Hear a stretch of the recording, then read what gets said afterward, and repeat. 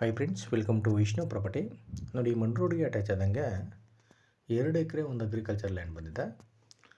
ಇದು ನಿಮಗೆ ಮೈಸೂರಿಂದ 75 ಕಿಲೋಮೀಟರ್ ಆಗುತ್ತೆ ಮತ್ತು ಚಾಮರಾಜನಗರದಿಂದ 18 ಕಿಲೋಮೀಟರ್ ಆಗುತ್ತೆ.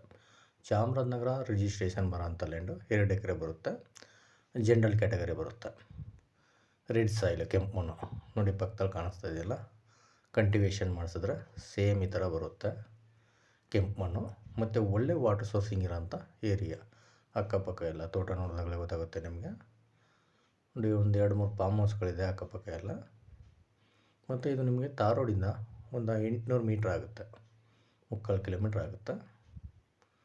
ನೋಡಿ ಆಪೋಸಿಟ್ ನೋಡಿ, ಇಲ್ಲಿ ಅಡಿಕೆ ಹಾಕಿದ್ದಾರೆ. ಆಪೋಸಿಟ್ ತೋಟ ಇದು.